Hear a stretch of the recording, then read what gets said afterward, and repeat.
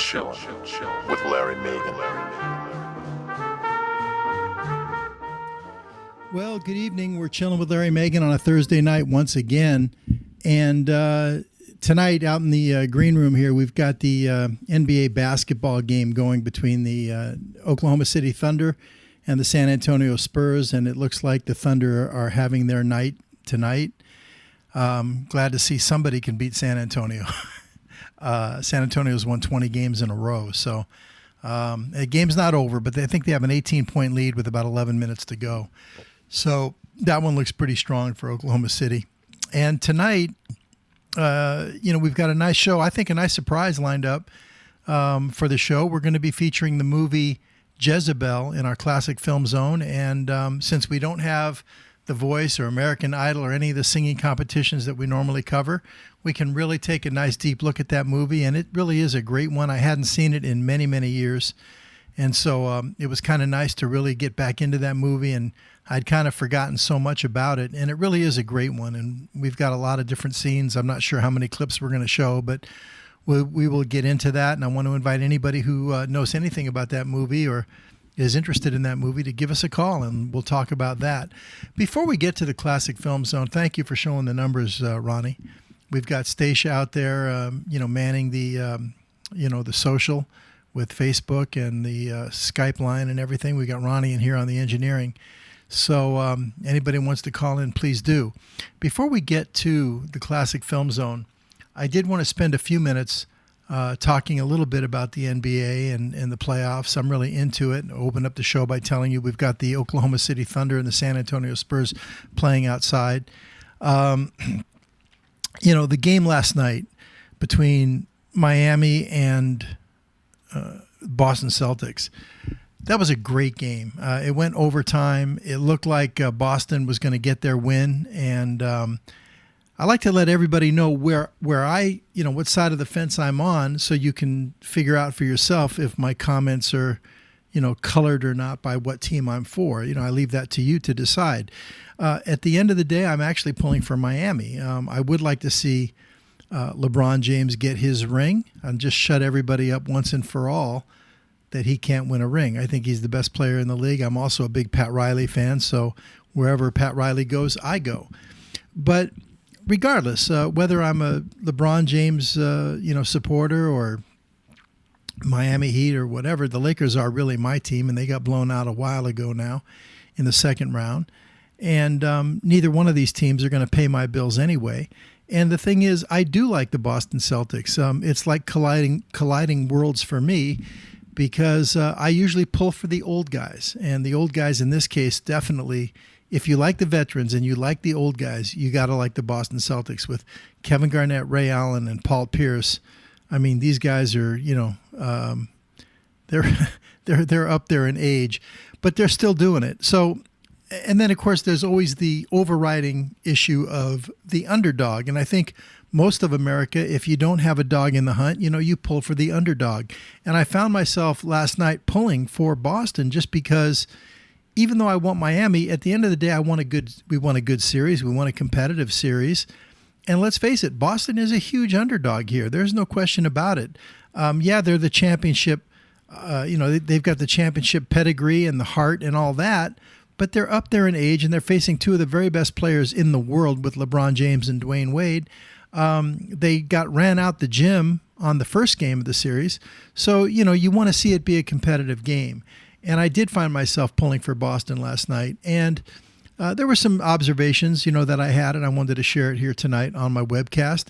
Anybody who's into these playoffs, whether it be, the Western Conference or the Eastern Conference, again, give us a call on our studio line, and we'll chat about it. But going to my observations here, about the game last night, a few things. First, I'm never one that, likes to make excuses or blame the referees. When I personally play basketball, and I haven't played in a long time, but when I played in high school, and I used to play all the time in the gym and everything, and I do want to get back into it, try and get in shape, I'm not one of those kind of guys that calls fouls. I mean, you can hack me till there's blood coming out, and I will not call a foul. I just don't believe in it. I'll call a foul on myself if I hit you on your arm when you're shooting, and I'll say, I got you, take it out. But I don't call a foul on the other guy. I've had other guys tell me, I got you, I fouled you, and I just say, no, that was good defense. So I'm not one of those guys who cries foul, never have been. Don't like playing with little crybabies that, whine for fouls. And it bothers me when I see players, after they miss a shot and they think they get touched or hacked, and maybe they do, but right away they turn to the referee holding up their arms like, where's the foul? I hate to see that. Just shut up and play. But having said that, I'm not making an excuse for Boston. They did get outplayed last night. They deserved to lose, and Miami deserved to win. They are the better team. However, having said that, there were 3 calls in particular that really did bother me in the game, and I want to talk about those. First of all, there was the call when Rondo, of course, he really showed himself huge last night with 44 points and 10 rebounds and 8 assists. That was amazing. He played all 53 minutes, including the overtime. But Rondo was on a breakaway kind of a basket, or like a one-on-one fast break kind of a play. And if you watch the game, you saw it. Dwayne Wade went up as Rondo was cutting across, and Wade raked his hand right across Rondo's face, and he hit him in the face. It wasn't intentional, but he got him right across the face. It was an obvious foul. It certainly was not an intentional foul, but the refs just completely missed it. Rondo went down, grabbed his face, and while he was on the ground, he missed a shot. Miami came right back down the court, and they scored a quick deuce. That was a 4-point switch in the game, and that was a very obvious foul. My friend Rick up in Boston, I saw on one of the forums today, he wrote that he just wants to see the Boston stars, meaning Pierce and Garnett and Allen and Rondo too, get the respect that they deserve. And it is a double standard in the NBA. If you're a star level player, you do get a certain level of respect that maybe the bench player does not get, and you might get the benefit of calls. That's just the way the NBA is. Whether it's right or wrong, that's the way it is. And he said he wants to see the Celtics get their respect that they deserve. And I got to say, I do agree with him in the respect that Rondo does not seem to be getting the respect that he deserves. Had that been Wade or LeBron James or Tony Parker or one of these other big stars in the league, who got raked across the face, there's no way the refs would not have missed it. I'm not saying they did it purposely. They missed it. The refs obviously didn't see it. They missed it. But when a guy's coming down on a one-on-one break and you're the referee standing right there and you're underneath the basket and you're looking at it, what are you looking at? You're expecting Wade to go up to try to block the shot. You're ready for it. You're looking for it. And somehow they missed the call. That wouldn't happen on another star, and I do believe it was a respect issue. So, that was a 4-point switch on that play alone. Another play that bothered me was also late in the game. I think it was final 2 minutes, is when Paul Pierce fouled out of the game. Pierce had 5 fouls, and it was a critical play where Dwayne Wade, and he was being really aggressive, especially in the fourth quarter as far as driving to the basket goes, and it was a good strategy on his part. He came crashing to the rim, and, Paul Pierce knew he had 5 fouls, okay? But he couldn't just not challenge the play, okay, because there was too much riding on the game. It might have been a tie game at the time, or it was certainly within one basket. It was a one-possession game, if not a tie game. And he had to challenge the play, but he knew he had 5 fouls. So he went up in a fashion to challenge Wade in such a way that he wouldn't foul Wade. And what he did is he was planted outside of the arc, okay, the zone under the basket. And when Wade jumped in the air, Pierce went straight up with his hands right above his head, and he went straight up. That's it, straight up. He didn't bring his hands. That's where a lot of times you get the foul, is when you bring your hands down to block the shot. He kept his hands perfectly straight in the air. We saw it on the replay. He went straight up, and Wade came into him with so much force from the momentum of his drive. He knocked Pierce in the chest and knocked him backwards. to me, that was a charging foul, 100%. Pierce had every right to be upset on that play. And when you looked at the replay, you could see from the side, Kevin Garnett reached in, and he had a reach-in, what I would call a reach-in foul on Wade. By reaching in, he got him on the arm. And that was literally just a split second before the contact between Wade and Pierce. So if the refs wanted to call a reach-in foul on Kevin Garnett, then, you really couldn't argue with that. It would have been okay. It would have been, ticky-tack, but okay. But it should have either been a foul on Garnett or charging on Wade, one of the two. How they picked out Paul Pierce in that play, as blocking, I thought was just horrible. And again, a horrible call. Listen, not trying to blame the refs for that loss. Miami deserved to win that game. They were the aggressive team.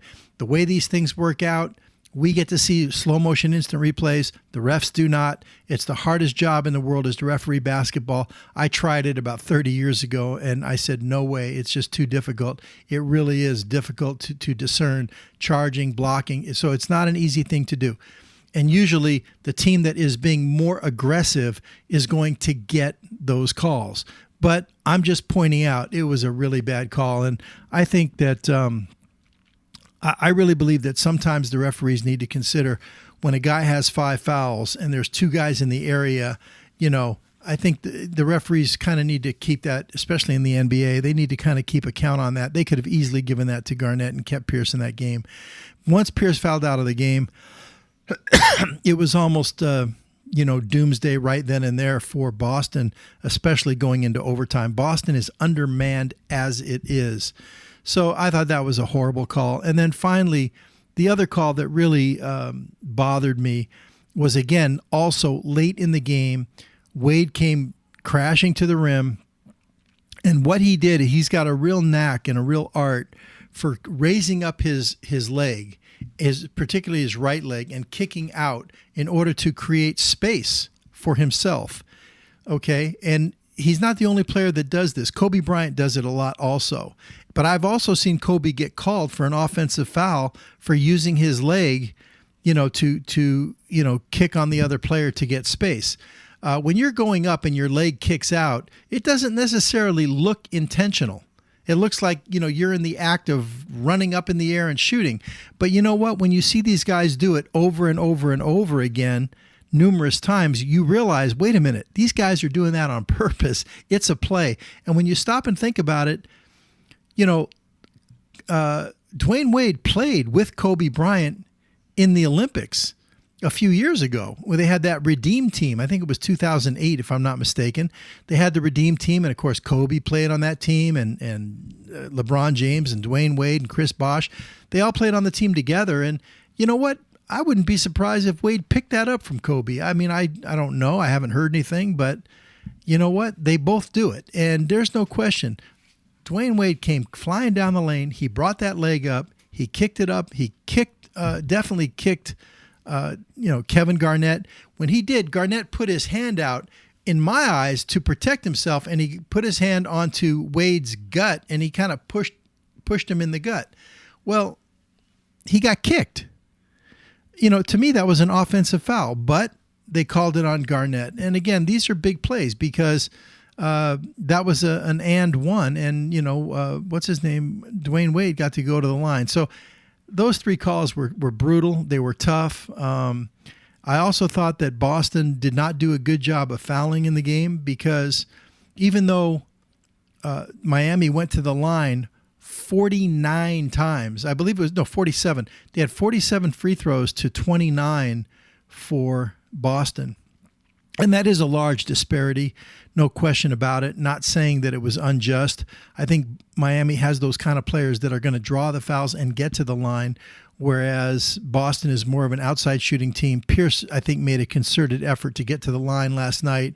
He didn't have any free throws in game one. Last night, I think he had 12 or 13 or something like that. He was definitely in double digits. So Pierce can still get to the line. He's not as quick and fast as he once was, but he can still somehow fight his way through the lane and get to the basket and draw those fouls. He did that, but he's like the only one that does that. Rondo can penetrate, but Rondo doesn't really look for the contact. Rondo penetrates to either finish or dish, and he's trying to avoid contact. So he doesn't really draw those fouls, although he did get fouled a number of times, and he got to the line also. I think that Miami is better at basically, driving to the lane. I think Boston's going to clean up their act tomorrow night. They're not going to commit as many fouls, and the ones they do, I think this is where I felt they did not do a good job. They need to, basically be a little bit more aggressive on the fouls that they do commit. What I mean by that is there was a play where Dwayne Wade was coming in on a break, and he was flying in from the left wing, and he was either going up for a dunk or a layup. I don't remember if he got the dunk or not, but anyway, he definitely made the basket. And one of the Celtics was cutting across. That might have been Dooling, if I'm not mistaken. And Dooling went up as if to block it, and he just got a hand on his bicep as he brushed by, and it was a whistle and a foul, and then the dunk, and 2 points and an and one, and he went to the line. In that case right there, especially it was late in the game, fourth quarter, you cannot have those little touchy fouls. Okay, either you concede the basket or you lay it on him hard. And that was a case right there where he should have gone for the body, not the ball. And he should have put Dwayne Wade on the line. And I do think that is one of the adjustments that the Celtics and Doc Rivers are going to make for tomorrow night. I think we're going to see, no more easy baskets. I mean, they're going to get easy baskets just because of their athleticism. But if they're in a position, and I don't mean in the first quarter, but particularly late in the game, they're going to make him earn it at the free throw line. There was another play where Wade also drove the lane again. He was doing it a lot last night, where he had the ball, and he's really good at this, just like Kobe Bryant also. He goes in, creates contact, gets the contact, still has a good grip on the ball after contact, then he'll go up with the shot where he has control, and he got an and one. And that play definitely was Keon Dooling on that one for sure. And Dooling, tried to strip the ball or block the ball or foul him where he wasn't going to get the shot. But Dwayne Wade is strong, and he got the foul, put the ball in the basket, and the and one. In that scenario, you've got to foul him much harder and not let him get that shot up. You can't give these guys points, make them earn it on the line, especially late in the game. So these are some of the adjustments, that I expect to see. The other issue that bears mentioning here is there's so many guys out there that just love to hate on LeBron James. And frankly, I just look at it as pure jealousy. They're not being objective. The guy is a great player. He's a phenomenal player. And for those that want to say, well, he hasn't won a ring. Well, Charles Barkley never won a ring, and he was voted one of the greatest 50 players of all time. Lots of guys never won a ring. Basketball is the kind of sport where one guy can make you a competitive team. One guy can change the course of a franchise, as we're about to see, with this Anthony Davis now. He'll get drafted by New Orleans. He'll change the course of that franchise for sure. But one guy cannot win a championship, and he could not win it by himself in Cleveland. You need to surround yourself with players. He seems to have a pretty good supporting cast right now. He seems to have a team around him that is capable this year. But if they don't win it this year, and I'm assuming San Antonio is going to be the team that gets in, although I am pulling for Oklahoma City to beat San Antonio, and you never know. Maybe they can come back. But if San Antonio gets in and they were to beat Miami, if Miami gets in, I'm not going to start doubting LeBron James as his ability. San Antonio, they have an incredible team, an incredible squad. They play the right way. But my problem is that LeBron James, he plays the right way. He plays the right way too. And he doesn't seem to get the same credit or the same love that guys like Duncan and Parker and Ginobili get. Okay? All game last night, I thought that LeBron was keeping everybody involved in the game. He was passing. He wasn't just jacking shots up there at all. And you saw, Mario Chalmers kept him in that game. You saw key shots by Udonis Haslem. You saw key shots by Shane Battier and Mike Miller too. Those four guys right there for Miami, really kept them in the game and really were a key component as to why they won the game. I'd say those four guys won the game, really. Yeah, Wade was incredible. LeBron was incredible. Those guys always are. But those extra guys were phenomenal. But they're not going to be phenomenal if you don't keep them involved in the game. And in that way, LeBron James does remind me of Magic Johnson. Magic always made a concerted effort, particularly when the game would start at the opening tip-off.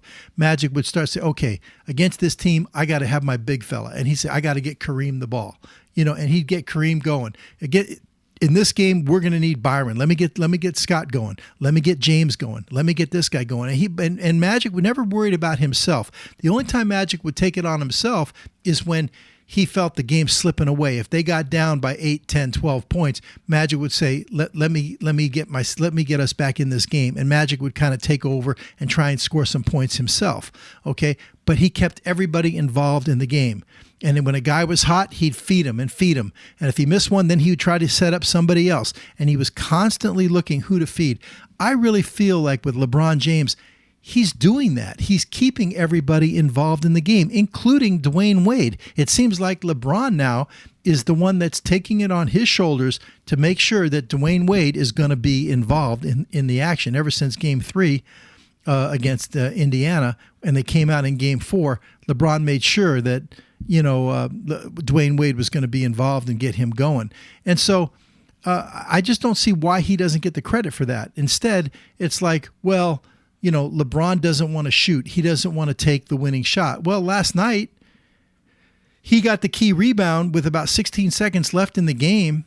The game was tied, and LeBron went, kind of down the middle. It was congested in there, and he threw up a left-handed shot, layup kind of shot, close in range, but he was contested, and it missed. Now, LeBron threw it up, and it missed from close range. How in the world did he come back from under the basket and get the rebound out in front? But he did. And if Boston grabs that defensive rebound right there, then Boston has the ball with 16 seconds to go in a tie game, and they get the last shot. LeBron got the offensive rebound to even get the last shot. And what does he get for it? He gets people criticizing him for the way he took the last shot. They wouldn't even have had the last shot had he not been aggressive and gotten that offensive rebound. That was a great play. Then after he got the rebound, he kicked it out to get it out of traffic, and then he immediately ran outside and said, here, give me the ball. He signaled for the ball. He wanted the ball, okay? So anybody who says, well, LeBron doesn't want to take the shot, he demanded the ball. He asked for the shot. What more do you want, okay? And I understand it's really, well, of course he should want the ball. He's the 3-time MVP. He's won the MVP in the NBA 3 years, 3 times. Of course he should want the ball. And I understand with any other team, we're not even having this conversation. I know that. But with Miami, it's an issue because they have another superstar on that team that had been taking the last shot for a number of years, Dwayne Wade, and he's won a championship ring doing it. So that's why it's an issue here as opposed to any other team in the league. So it's an issue. All right, so sometimes Wade takes it, sometimes LeBron takes it. Last night, LeBron said, I want the ball, and they gave it to him and cleared out for him, okay? So again, what more do you want? He asked for the ball. Now people want to criticize, okay, he asked for the ball, but look at the shot he took. Well, I think he took a darn good shot. People are saying, well, he's so much bigger than Rondo. Why didn't he just take Rondo to the basket and put the pressure on the referees, to blow the whistle and put him on the foul line to win the game? LeBron doesn't want to go to the foul line because he doesn't believe he can make a clutch free throw. These are the things people say about him. I don't agree with that at all. The fact is, if you watch basketball long enough, especially NBA basketball, okay? And I've been watching now for close to 50 years, okay? All right? One thing you can count on is in the last 10 seconds of a game, you do not ever count on the referees to blow the whistle. Sometimes, yeah, on blatant fouls, we've seen it. We've seen those rare occasions where they call a foul with, 1/10 of a second or no time on the clock, and a guy goes up to the free throw line with a chance to win the game with no time on the clock. Those are very few and far between. They're very, very rare. In most cases, the referees swallow the whistle in the last 5 seconds, in the last 10 seconds. We see it all the time. Is it right? I don't know. Should a foul in the last second of the game should be no different than a foul in the middle of the game. You can say that all you want, but that's just not the way it is. The referees are prone to let the players decide who wins the game at the end, and typically they swallow the whistle unless it's really egregious. So for LeBron James to say, well, I'm going to drive the lane, and remember now, your first priority in a tie game in that situation is you must take the final shot. You do not want to put it up there with 5 seconds left, because if you miss and the other team gets the ball, they can call timeout, or going for the rebound, you could commit a loose ball foul and they go to the line. You don't want to leave time for a foul either. So your first priority is you must shoot where with 1 second left, so there's no time, no chance for a rebound, no chance for a timeout, no chance for a foul. Either you're going to win or you go to overtime. So why would you want to drive knowing that as the clock is winding down, 4, 3, 2, 1, you're not going to have time to pass. The other team, in this case Boston, is going to have help back there for Rondo, like Kevin Garnett and everybody else. They're going to be back there to help. Okay, the referees are going to swallow the whistle, and you're going to have a contested shot. Too many bad things can happen in that situation. They might call an offensive foul. It definitely can happen.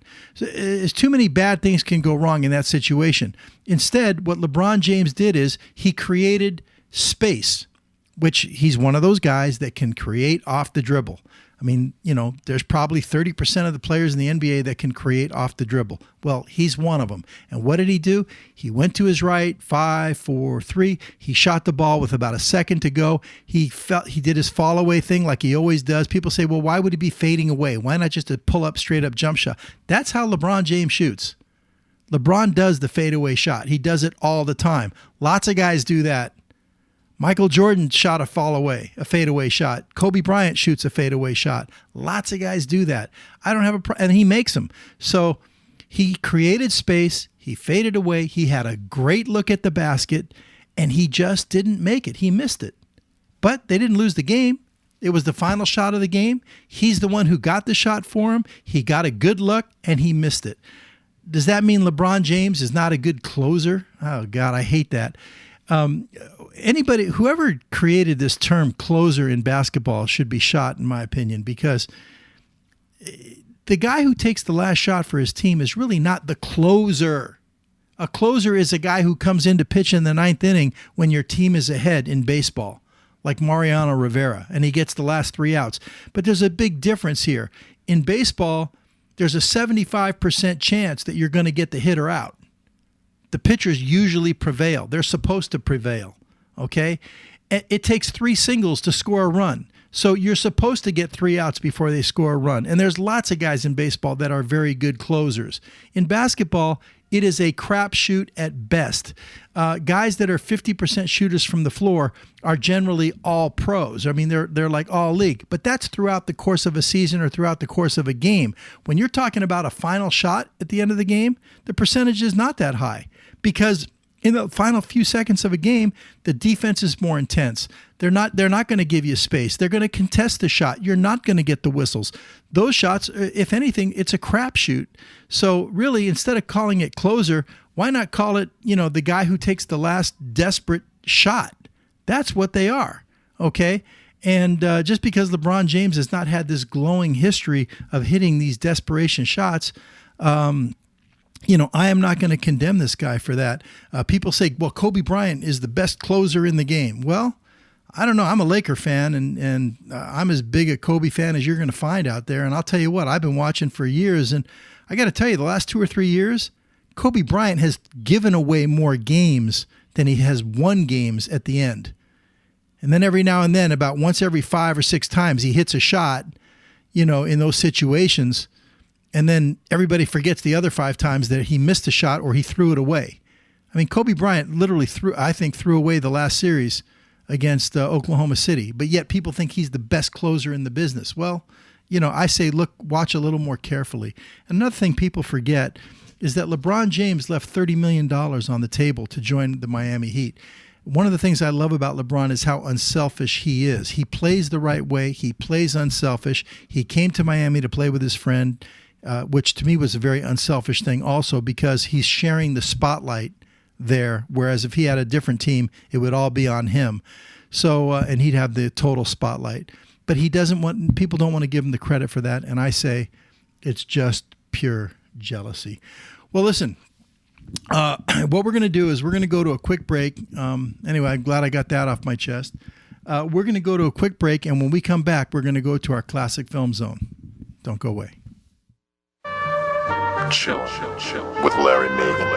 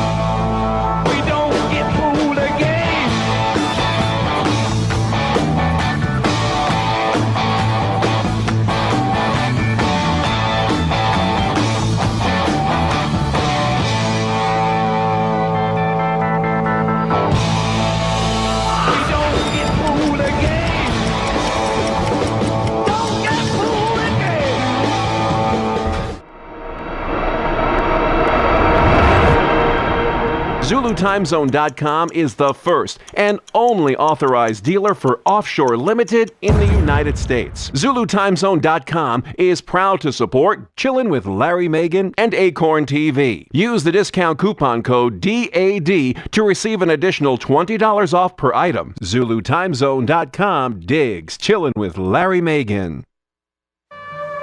Chill with Larry Megan.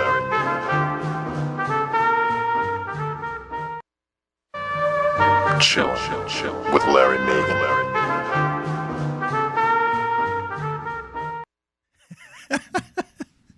All right. That's why I like to use two players on that one, Ronnie, instead of one.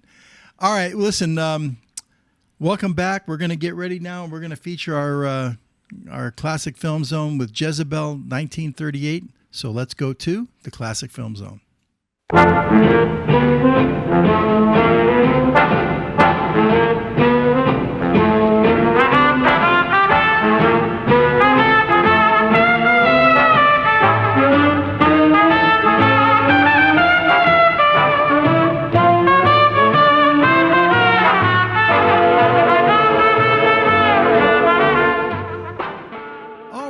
Well, listen, tonight, as I mentioned in the opening here, we're going to take a look at Bette Davis with Jezebel in 1938.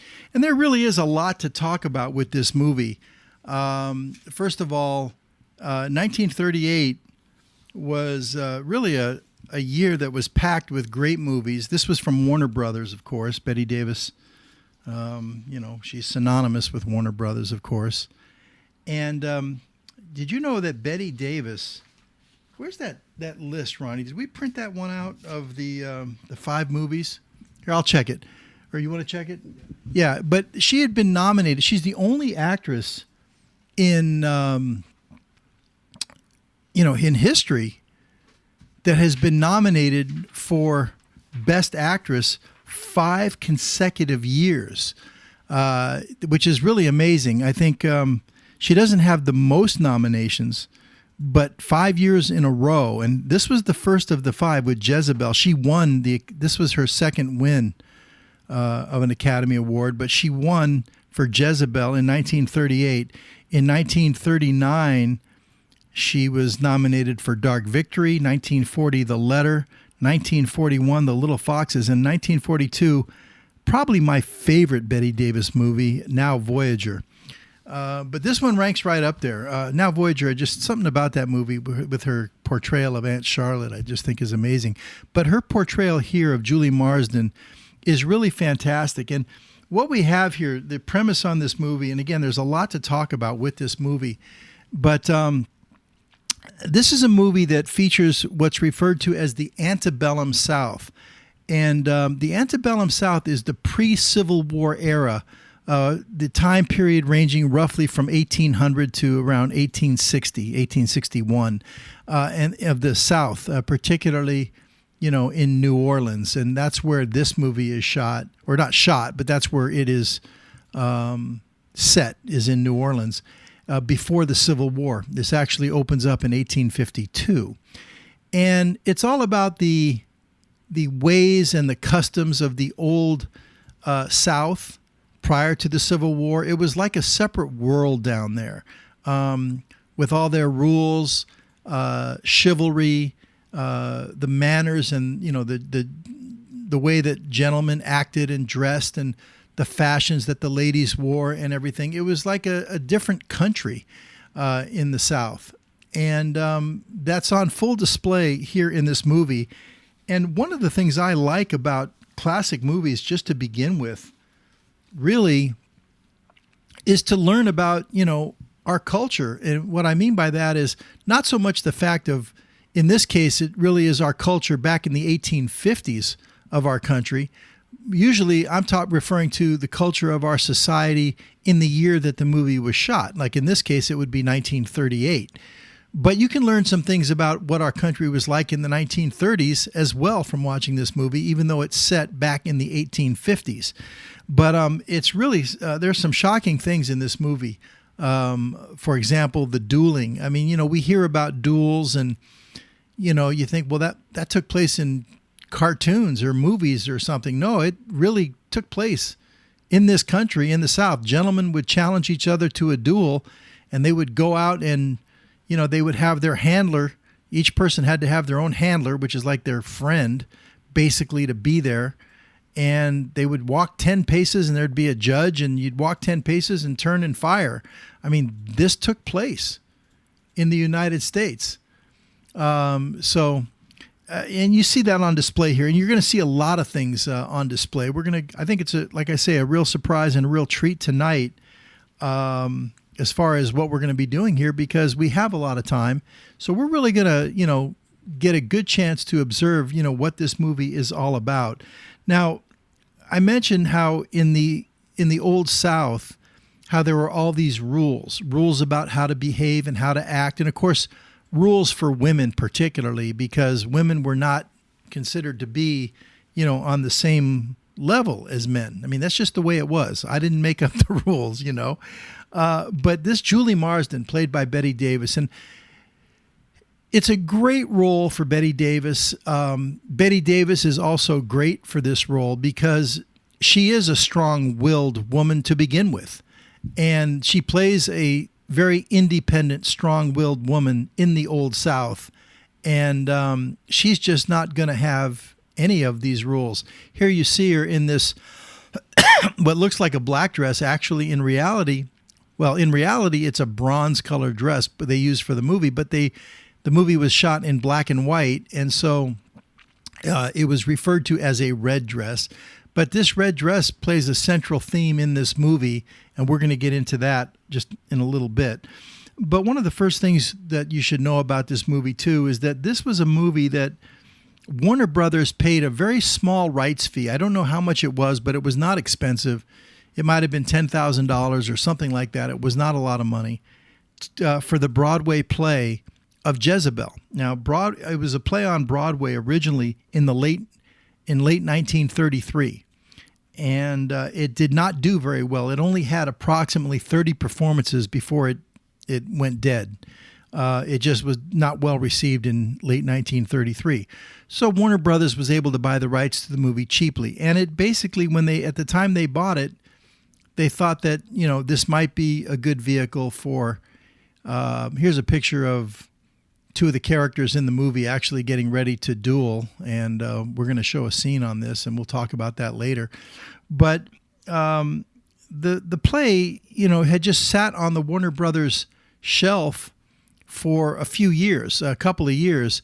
And in 1935, I think it was late 35, Hal Wallace had written a memo to I think it might have been to Jack Warner or whoever, within the studio, saying that he felt that this vehicle would be a good vehicle for Bette Davis. And one of the ironic things about that was that the lady who played Jezebel on Broadway was in real life a major nemesis for Bette Davis. Her name was Miriam Hopkins. And Miriam Hopkins, she was a Broadway actor, and she acted in the movies as well. She had a nice career, acting in the movies and on Broadway. And Bette Davis had worked with her, in her acting days. But there was just a major rift between these two ladies. Lots of different stories out there on the internet, that Bette Davis had an affair with her husband, with Miriam's husband. Miriam was actually the one that had the rights to the play and sold it to, Miriam Hopkins sold the rights to Warner Brothers with the proviso that she would get the part. But the way the contract was written from Jack Warner was that she would be considered for the part. So Miriam Hopkins was absolutely, furious that she did not get the part when they finally made the movie, and it went to, someone that she completely detested in Bette Davis. And so that didn't help their relationship at all, that Bette Davis got this part. But it was made for Bette Davis, and Bette Davis did an incredible job with this part. It sat on the shelf. Now, getting to this Julie Marsden here, and here we have a shot of, this is Bette Davis and William. Is that William Wyler, or is that Henry Fonda? Yeah, that's Henry Fonda right there. But William Wyler is the one who actually directed this film. And the thing about that is that William Wyler was a director for, this is Henry Fonda, who plays the lead male character, Press Dillard. But William Wyler was a director for Samuel Goldwyn, which was an independent filmmaker at that time. And Warner Brothers, they really wanted to go all out for this movie for a couple of reasons. One of the reasons was they wanted to placate Bette Davis, because Bette Davis had just come out of a lawsuit with Warner Brothers. They were in a lawsuit against each other, and part of it was, Bette Davis felt that she had a right to have input into, what her on-screen characters and, what vehicle she was put into. And she was saying she had no say, and, it's her reputation on the line and all those kinds of things.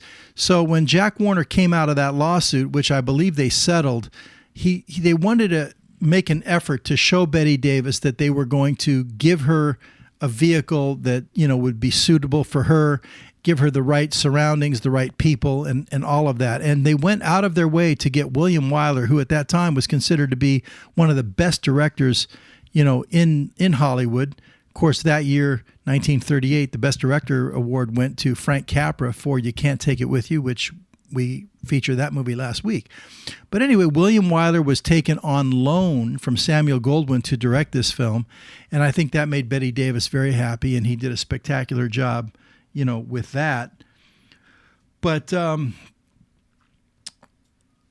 this movie, again, it shows a lot of different things in here. There's a lot of behavioral situations, cultural situations. You also had two type of Southerners, the old Southerner, like Buck Cantrell. We're going to show him. That's played by George Brent. And the new Southerner, played here by Henry Fonda. The new Southerners were, now remember, this was prior to the Civil War by about 8 or 9 years. So that whole rift between the North and South was just kind of beginning. And the new Southerners, like a guy like Press Dillard, who was a banker, was sympathetic towards the North because he felt for business purposes that it was important to stay part of the Union. Whereas the Old South believed in their traditions, and they really didn't want the Union butting into their affairs. So, with all that said, and we'll point out some of these things as we go along, I think it's time that we take a look at a clip, Ronnie. We have time tonight, so let's do this. Why don't we start off with the very first clip, And what we're going to see here is just the opening. It kind of establishes a few different things here. New Orleans, the time period. It also establishes Buck Cantrell, who's one of the main players in this movie, played by George Brent. And then also through the conversation, we're going to learn that this is Buck Cantrell right here coming up with Julie Marsden. Let's take a quick shot at that picture there if we could, Ronnie. Yeah, this is just so they'll know who it is. This is Buck Cantrell on the left, played by George Brent. And we're going to learn through the conversation that it appeared as though he was set to marry Julie. But evidently, through the conversation, we're going to learn that Julie dumped him in favor of Press Dillard. And with that, let's take a look at the very first clip. Well, there you see what I'm talking about. That's Buck Cantrell. He represents the Old South. And just because this gentleman in the bar mentioned Julie Marsden, just mentioned her name, he challenges him to a duel. And so the duel is set. Later on in the movie, we learn what happened at the duel. They don't show that particular one, but Buck won the duel, and the other guy didn't get killed. He just got his whole hip shot up, So evidently he lived, in another duel coming up. And the interesting part is the other duel that comes up in this movie is between Buck and the young kid that acted on his behalf right there. That was actually Ted Dillard, who is the younger brother of Press Dillard, who Julie is being engaged to, who's planning to marry. So basically Julie had in effect dumped Buck for Press, and yet Buck is obviously very good friends with Press's younger brother. He's also good friends with Press, although later on that gets tested as well. But anyway, you got a glimpse of it, in a very gentleman way. They say, well, let's just, meet tomorrow and we'll settle this with guns, and that's the way it was in those days. Well, next up, where they were going, by the way, Buck and Ted, they were on the way to Julie's engagement party. And Julie is throwing at her house in New Orleans there. She's throwing a big engagement party for friends and family. And that's where Buck was on his way to when he stopped at the bar to have that drink and got himself engaged in a duel.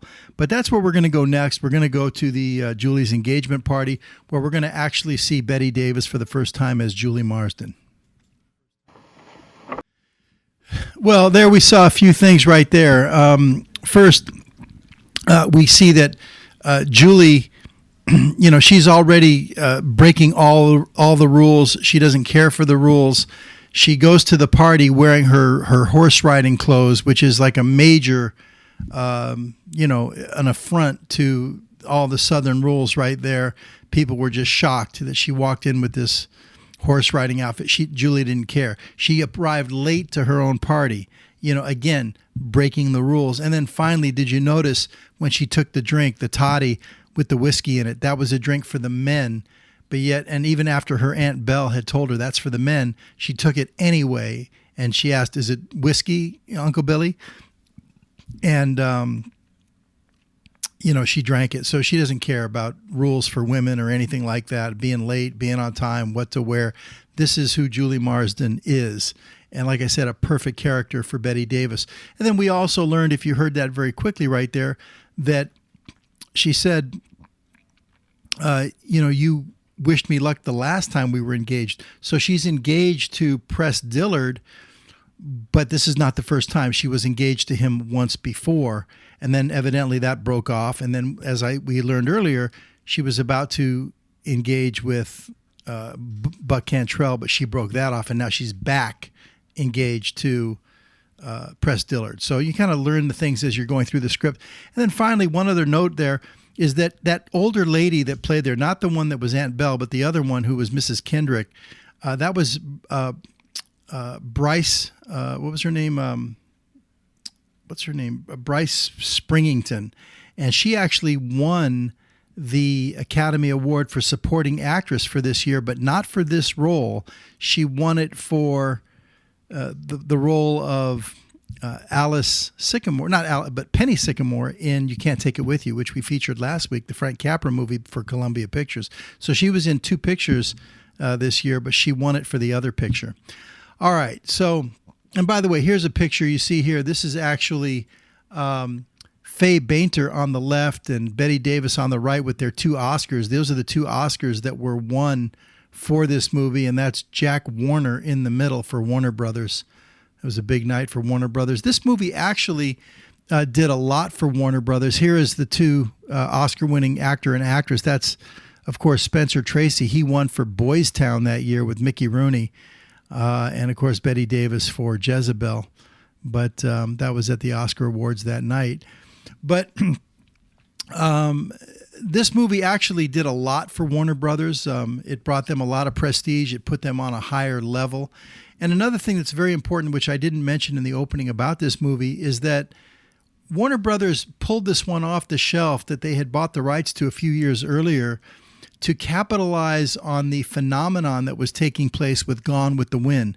Gone with the Wind was in pre-production at the time they came out with this movie, Jezebel, but it had already been a major hit as far as publishing goes, as far as a book. Gone with the Wind, of course, enjoyed tremendous success as a publishing success before it ever became a movie. And it was while it was a huge success as a book, all about the pre-Civil War South, that's what this movie was. Warner Brothers put this movie out to kind of capitalize on that. And in many ways, this was Bette Davis's Gone with the Wind. It was, some people refer to it as the black and white version of Gone with the Wind, because this was done in black and white. Gone with the Wind was done in color. And so this was Bette Davis's, quote, Gone with the Wind role, but she didn't get Gone with the Wind, as we know. All right. So anyway, we just saw the engagement party. We're not going to do every clip, but I do want to go to the next one, because the next one I think is really gives you an insight about even more as to what a rebellious woman Julie Marsden is. After that engagement party was over, she had to go get fitted for her gown for the Olympus Ball, which was the next night. And the Olympus Ball was a big deal in New Orleans. In fact, her fiance was a big part of organizing that ball, being one of the big banker in town and everything. But she was supposed to go with her husband, or with her fiance, Press Dillard, was supposed to go with her to the fitting. But he was still in a business meeting at the bank over this potential railroad deal that they're trying to put together. And so I think we should show that, because Julie Marsden doesn't like the fact that Press never showed up for the party, and now he's not even going to go with her to the fitting for the gown. So let's check it out. Well, there you have it. I mean, you could see that Julie is not the most patient lady in the world. Her husband's in there, fighting over this big deal, and she wants him to come out of the meeting and go to her dress fitting, with him, and then she mocks him. And did you notice when she came in the bank, everybody gave a look and a gasp almost, because I guess women weren't allowed in banks, or I don't know if they were allowed or not, but everybody in the bank was all men, and she was the only woman in the bank. But she just doesn't care for the rules, and she's going to do what she's going to do. And so now she's going to go to the fitting by herself. We also learned when she was talking to her Aunt Belle that what caused the breakup of the first engagement with Press, and that was she bought this big, huge horse, and Press had forbid her to ride it because it was more of a horse for a man than a woman. And she said he had no right to forbid me. And so she went out there to ride that big old horse, and she broke her collarbone. And when she broke her collarbone, she thought that, he was outrageous to forbid her. So she broke off the engagement. But her collarbone mended, and then, ultimately they got engaged again. So, we learned that through the conversation. So she goes off to get her dress fitted. And this is where things start to heat up, as far as she's going to really get back at Press for not, taking her to the fitting. So let's take a look at the dress fitting. I think that's hysterical. He would have cut himself a hickory and flailed the living daylights out of her. Anyway, what we saw there, of course, with the fitting is Julie sees this red dress, and she realizes this is going to really be perfect to get back at Press, is wear a red dress to the Olympus ball. And of course, everybody there, the dressmaker and her Aunt Belle, they all tried to, dissuade Julie from going through with this because, only, unmarried women only wear white at the ball. And this would be scandalous, in the Old South, to do something like this. And again, Julie just doesn't care for the rules, doesn't care for the traditions, and she's going to wear this red dress, and it basically serves Press right for not even coming to the fitting. So this is good. She's going to spite Press by wearing this red dress, and she doesn't care. And then we cut back to Press as his meeting is breaking up. Old Doc Livingstone, who plays a central role throughout this movie, he's the family doctor, and he's friends with all these people and everything. He tells Press, do you think your father would let his wife come in there and break up their meeting and interrupt? He would have gone out, cut himself a hickory, meaning a branch, a twig from a tree, and he would have beat the tar out of her, with it, and then he would have bought her a diamond brooch, and she would have loved it, So, he's being told already from people that, you gotta be tough with your wife, with your fiance, and you gotta handle her right. Well, now Press is done with his meeting, and he's gonna go over to Julie's house to finally meet up with her. He missed the party, he missed the fitting, but now he's gonna go over there and try to, make things right with Julie. So let's take a look. Okay, so you see she's planning to wear that dress, to the ball, regardless of what Press tells her. He said, you're going to scandalize the whole town. So she sends a note with her girl there. And the note is sent to Buck Cantrell. And it must say something to the effect of, Buck, please pick me up tomorrow night at such and such a time. Because she knows that Press is coming over at 10 o'clock. So she probably asked him to come over at 9:30 or 9:45 or whatever.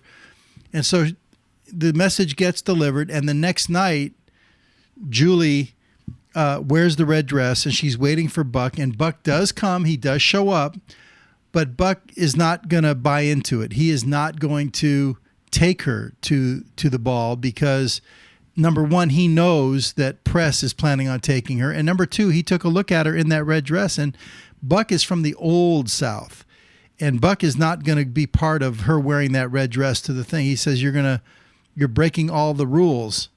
And he says, I've always tried to live by the rules, and he is definitely an Old South, whereas Press is the New South. But even though Press is the New South, he still, has roots in the South and believes in certain traditions. And so Buck basically rebuffs her and says, sorry, I'm not going to take you, I'm not going to be a part of it. And then, Julie tried to bait him even further and saying, are you afraid that Press will call you out, meaning challenge you to a duel? And she said, oh, he certainly would do that. I wouldn't blame him for that, meaning that you're his woman. So, but that's why I'm not going to take you. And then she says, well, then good night then. And now she's back in the house, and Press shows up to take her and Aunt Belle and everybody to the ball, and she's there in the red dress. So this is a very pivotal scene in the movie. We're going to see some Old South traditions and cultural things going on here, and Julie breaks the rules, and it's a pretty shocking scene, and it's all about the red dress. Let's take a look. Wow. Did you notice the little subtle hints of music in this film, the scoring of this movie? It's done by a gentleman by the name of Max Steiner. A lot of music experts, film experts say he's the father of, scoring of films. He's a master. He was like the first one to really excel at doing it. And he worked incredibly close with William Wyler on this. And the music is so subtle. Like even in that last conversation right there, when she slaps him, the music just stops. It's just incredible. There's a lot of that subtlety going on throughout this. If you listen for the music, it's really done well. And by the way, this movie ran approximately 28 days over the production time. And one of the reasons for that, there were a few reasons. They did a lot of extra takes, but also there were several interruptions in the production for Henry Fonda. During the filming of this movie, his wife was pregnant, and they actually, Jane Fonda was born during the filming of this movie. And so he was constantly running to the hospital and running to his wife, and they had to rearrange production schedules for Henry Fonda, and they worked around his schedule.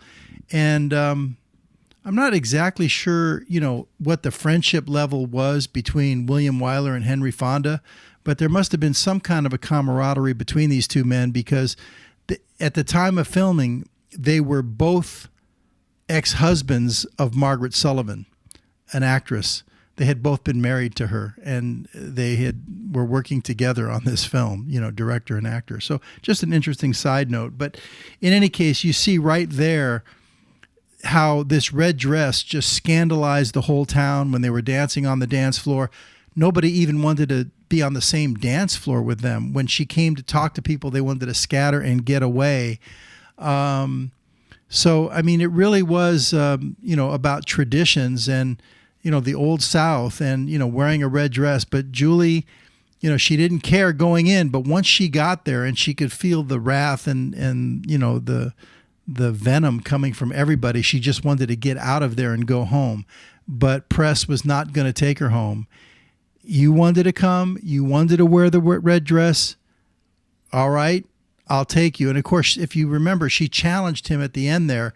She said, "What's wrong? Are you afraid someone's going to insult me and you'll have to defend me?" And that's when he kind of kicked in and said, "Okay, fine, I'm going to take you." And he took her and he paraded her around that dance floor in the red dress. And then he took her home and he said, "You made up my mind for me. Goodbye, Julie." In other words, it's over. And, I just thought that was really a very powerful passage in the movie. It's one of the most talked about, passages. In fact, Bette Davis herself, she credited William Wyler, the director of this movie, with making her a box office star. So obviously she enjoyed working on this, but that was a very pivotal scene throughout the entire movie. Well, next up, we have a scene here. It's number 9, Ronnie, where what happens is Press leaves. He goes back up north. He goes to New York. I mean, they have an office in New York, and the plan was he was going to marry Julie and take her up to New York where they have their banking business, but they have offices, down in New Orleans too. That's where he's from. But now the engagement is off and he goes to New York without her. And the next thing we see is a year later. A year now passes from 1852. We're now approximately 1 year later in 1853. And if you remember when they had that business meeting in Dillard's office earlier, it was Doc Livingstone who reminded everybody about the yellow jack. And the yellow jack refers to the yellow fever. And pretty much throughout most of the 19th century, the South was really hit with yellow fever, and particularly hit hard in New Orleans. But it was spread throughout the South. And yellow fever was carried by mosquitoes. And, I guess these are mosquitoes that came from Africa. And I guess, many people or in the research, it says it came over, with the slaves, from Africa. They brought the yellow fever with them, and that's why it was so big in the South. But it's something that's transported by these mosquitoes. So in any case, back in the 1830s, it had hit a high point, the yellow fever. And you heard Doc refer to it as there were more people there weren't enough people alive to bury the dead. That's how hard it hit. It killed thousands of people. And he said, if it ever comes back, we have to be ready for it, and we have to, know how to handle it. And he warned about it. Well, a year later now passes by, and yellow jack, the yellow fever, is coming through again. Another epidemic is coming through New Orleans, and it's hitting really hard. And if you go back in history and you do a little research on the yellow fever of 1853, that was the biggest hit in New Orleans. It killed something like 10,000 people that year alone in New Orleans, something like that, in that range. Overall, throughout the 60 or 70 years, it was like over 100,000 people. But the biggest year alone was 1853, and the biggest hit was New Orleans. So it really is true. It's not something that was fictionalized in the movie. There really was a yellow fever epidemic, and to my knowledge, it still exists today. It's just that now we have immunizations. We have immunizations for it, and it's not deadly anymore. It doesn't have to be deadly anyway. But anyway, so a year later now, Doc comes over to tell Aunt Belle and Julie. Now remember, he's like the doctor for their family, and he's known them all, the fathers and everybody, for years, to say, listen, we're going to be quarantining the whole city. So, you're going to have to, you should all, my best advice is for you to get out of the city now before they put the quarantine on. And they have a plantation that's up north, a little bit outside of Louisiana, maybe a little bit up in northern, maybe not all the way to northern Louisiana, but, it's out of the city limits. Go up to, they call their plantation Halcyon, and I guess it's a cotton plantation. Go up there and get, it'd be safest for you guys until this fever passes through. It'll get you out of danger. And so he comes over to the house to warn them. And in the process, he tells Aunt Belle that it's such a bad epidemic that's coming that even Press is going to come back from New York to deal with some of his banking issues down there. He's got people in his bank down there that he has to deal with. That's how bad it is. So let's take a look at that. Well, interesting about that scene right there to me was the part where Julie is actually remorseful about how she's had a time to think now. What's his name? Press went away to New York. She's had a year to think about things. She realized that she was kind of out of line with the whole red dress thing and the way she behaved all the time, and she drove him away. And now she finds out over a year later he's coming back to town. So she's excited, and she's told her Aunt Belle that she's going to show him how sorry she is and be remorseful. And she said she's going to humble herself. She really has changed. And if you heard, when the doc was asking Aunt Belle the questions, Julie never leaves the house. I mean, she just maybe do a few errands or something like that, but she's just been staying in the house, keeping everything in order. But she really, kind of devastated herself by chasing Press away, and now she's really sorry. So she sees a chance to maybe get him back. He's coming back to town because of the Yellow Jack crisis, to deal with his employees and at the bank and everything, and make sure everything's okay. And she agrees, let's go up to Halcyon. We'll invite everybody up there. Halcyon is a family plantation, and all her family and friends have been there and spent a lot of time there. It'd be a perfect place to be away from the crisis. And so you can see all of a sudden how excited she is. You saw that, those are slaves in the house. And you saw that even they can't believe at how Julie is acting, because they haven't seen her this excited in a long time. And she's excited about the possibility of seeing Press. And she even says, we're going to be married. I mean, right to her, she already jumps to the fact that they're not only going to, make up, but she's going to get married. She's going to get married. So that's the interesting thing in that scene there. Then what happens is they go up to Halcyon, the plantation, and she's getting ready and everything, and she can't wait. And she tells everybody, keep a lookout, for the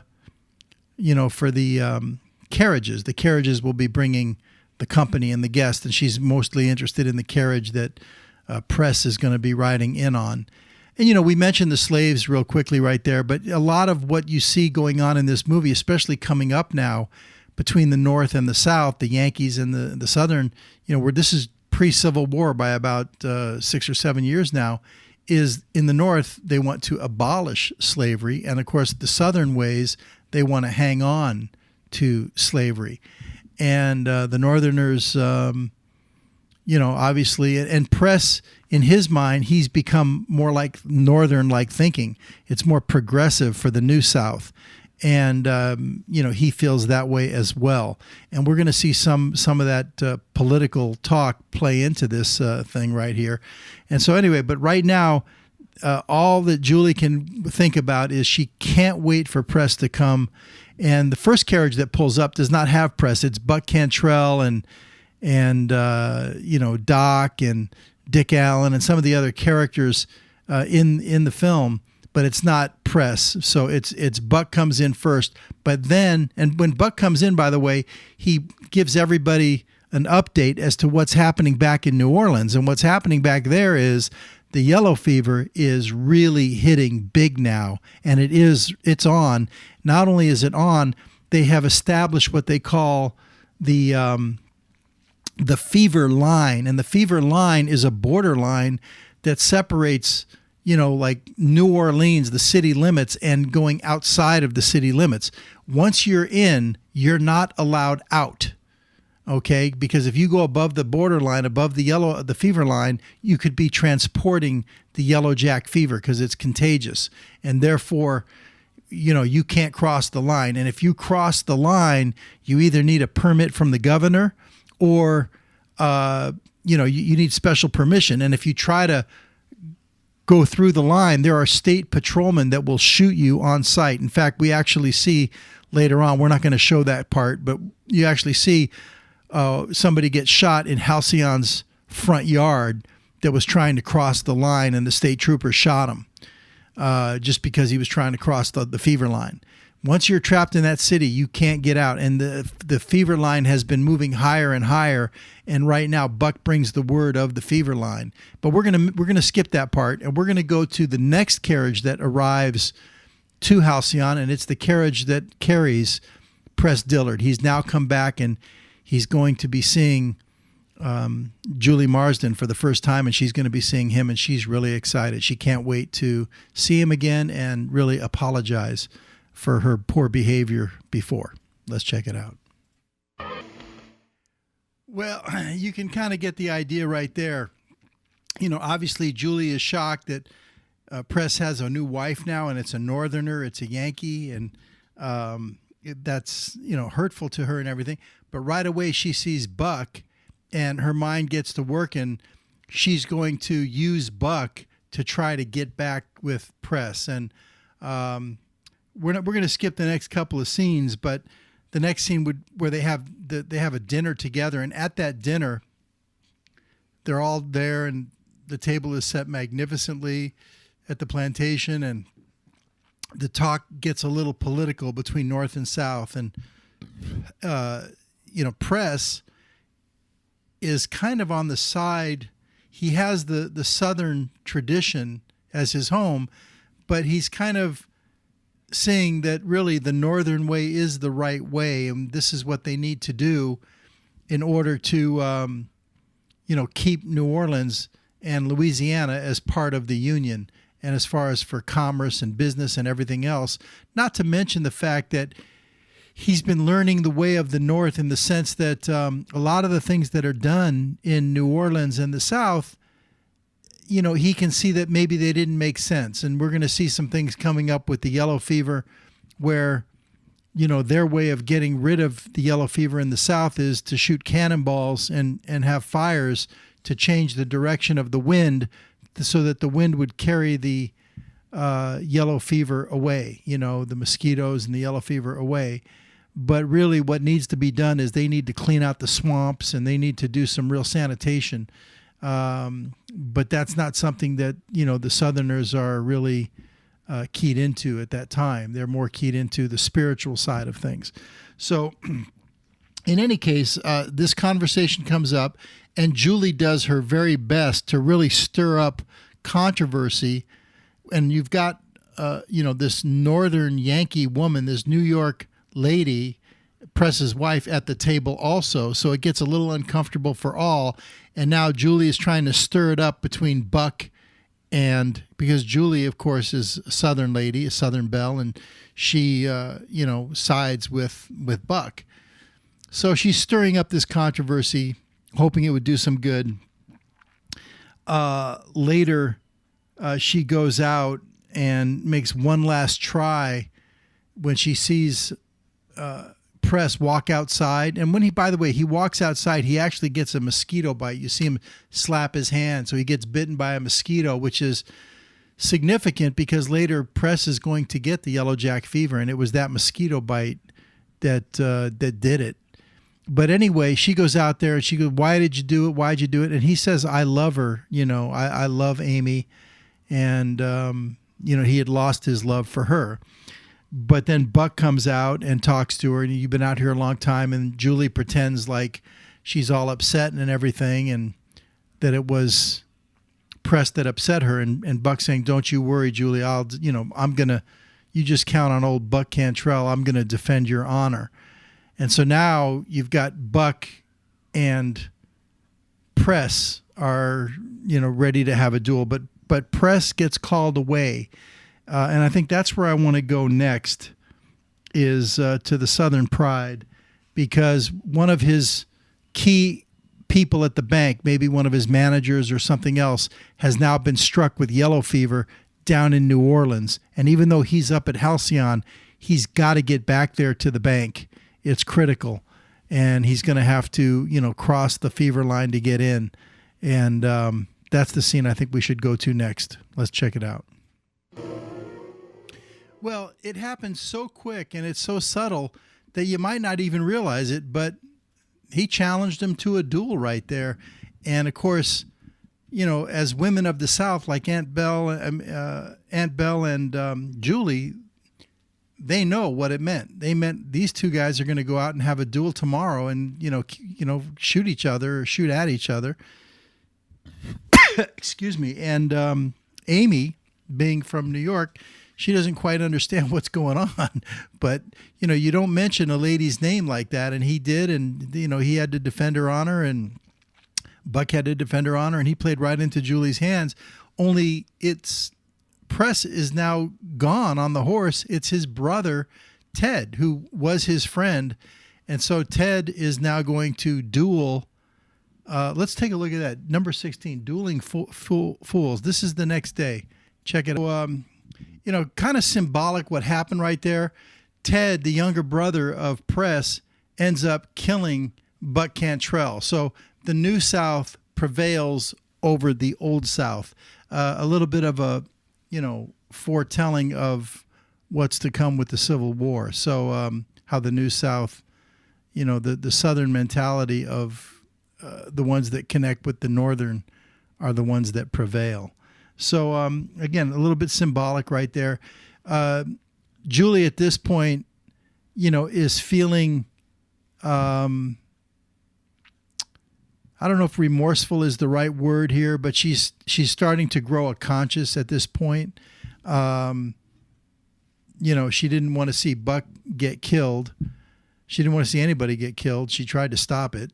But once these duels are, laid out there, there's no going back. You can't stop them. Ladies are not allowed to stop them. So that's the rules. Anyway, a lot happens. We're going to go to the final scene. But what happens after that, we cut to New Orleans. We're not going to show the scene, but Yellow Jack has hit the town hard, and you see wagons of dead people and sick people being taken off to Lazaret Island, which is like a leper colony. This is where all these people that have yellow fever are being taken to take them out of society, so that they're trying to, keep the people that are inflicted, because they're going to die. There's no cure for the yellow fever. And this actually did happen in real life. Thousands of people, were killed from the yellow fever. And Press, he gets hit by the yellow fever while he's in New Orleans, and Doc Livingstone is with him when he collapses in the St. Louis Hotel, which was that bar we saw in the opening scene. And when he collapsed to the yellow fever, everybody just ran away to the sides to get away from him. And Doc was standing in the floor saying, "Somebody help me carry him," and nobody would offer a hand to help him. So Doc put him up on his back and carried him out of there, and no hotel would take him because he had yellow fever. So Doc Livingstone took him to Julie Marsden's house in New Orleans, not up to the plantation, but the house, which had been quarantined as a Yellow Jack house. But there was nobody in it, but there was nowhere else to take him. So Doc took him there to, this is one of his lifelong friends of the family. And basically, surely he's going to die of the yellow fever. And the word gets back up to the Halcyon Ranch that Press has the yellow fever.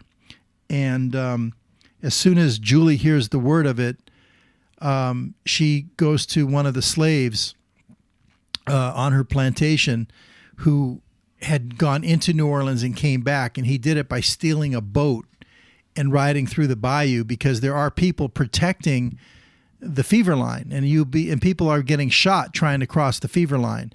And so she says, we're going to take that boat and you're going to take me into New Orleans. She is determined to get to New Orleans to get to Press before he dies. She wants to do her best to save him.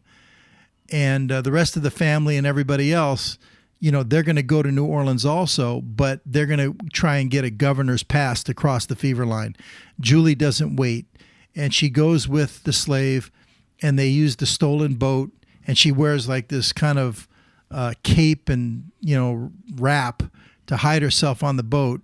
She didn't want to get shot, and they go through the bayou, and they sneak across the fever line, and she gets to her house and knocks on the door, and Doc answers the door. He's like, Julie, what are you doing here? How did you get here? And she goes, where's Press? And he tells her she's upstairs, or Press is upstairs, but you can't go up there.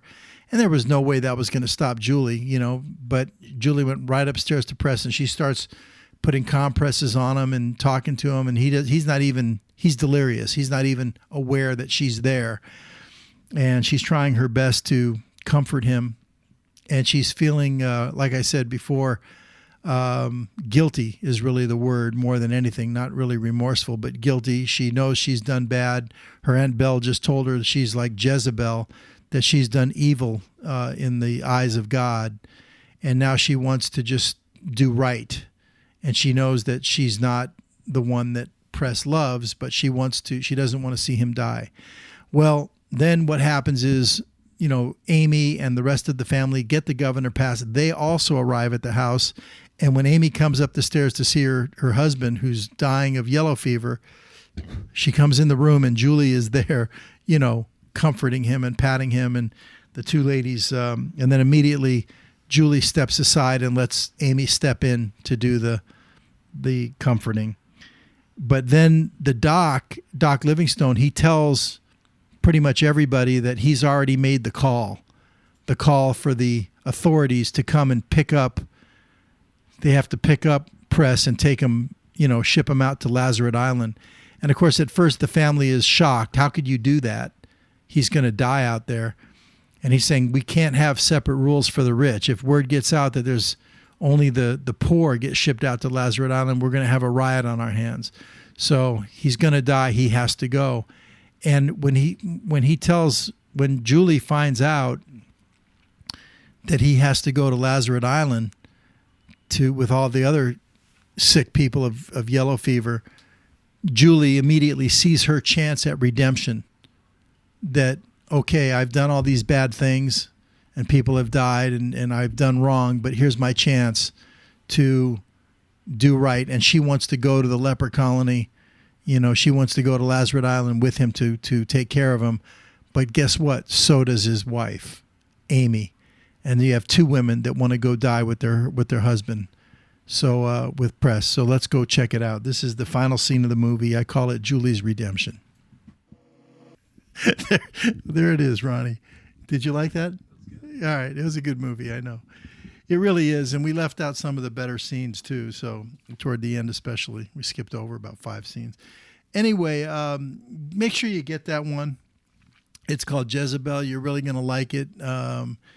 1938 movie about 1852, 1853. It's pretty fascinating. And Bette Davis, what a great job she did. So that concludes our Classic Film Zone for tonight. And, that's 2 weeks in a row, Ronnie, that we've picked movies from 1938. Last week it was You Can't Take It With You, which took the Oscar for Best Picture, and then this week it was Jezebel that took Best Actress and Best Supporting Actress, which this was also nominated for Best Picture as well. But this one put Warner Brothers in a different league and got them a lot of respect. All right, Ronnie, it's getting late. Let's go to Always Chasing Rainbows.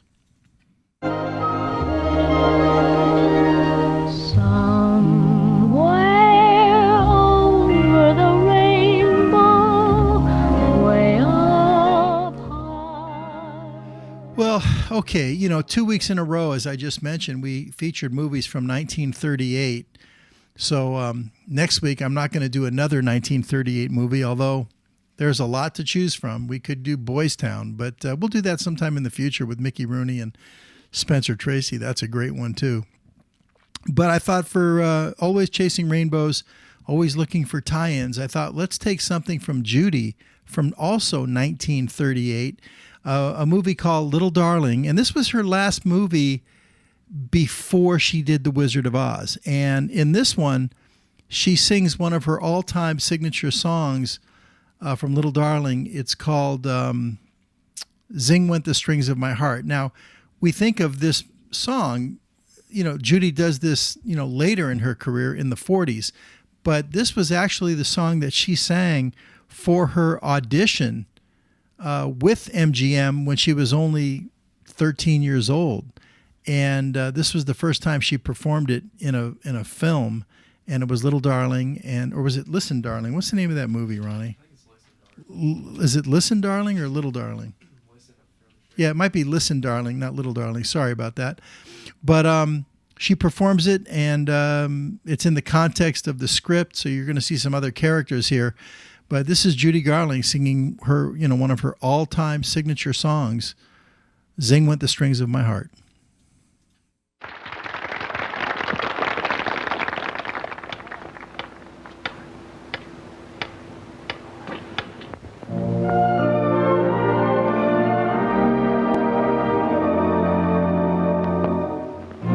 Dear, when you smiled at me, I heard a melody. Me from the start. Something inside of me started a symphony. Zing went the strings of my heart. 'Twas like a breath of spring. I heard a robin sing about her nest set apart. Seemed to be in perfect harmony. Zing went the strings of my heart.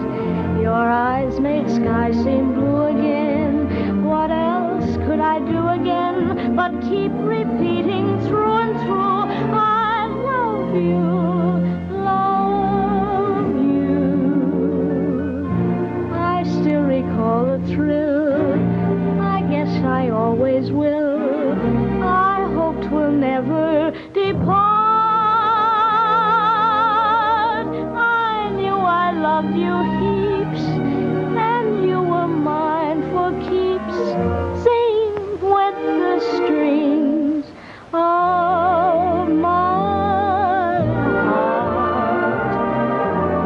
Your eyes made sky seem blue again. What else could I do again but keep repeating through and through, I love you, love you. I still recall the thrill. I guess I always will. I hope 'twill never depart.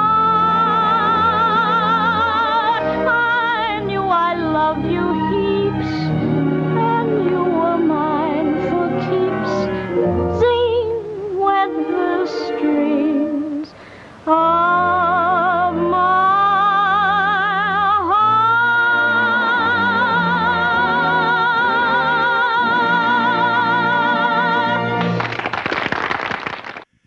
Well, the actress that you saw there in the audience, that was Mary Astor, and she's playing, Pinky Wingate's mother in that movie. It's a great flick from the latter part of 1938. But, of course, Mary Astor had a long career in movies, many, many movies. I think over 100 different films she was in.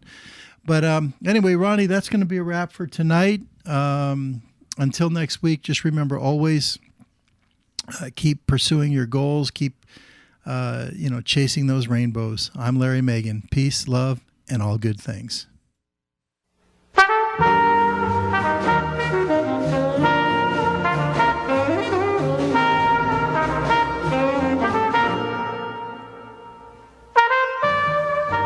Chill with Larry Megan.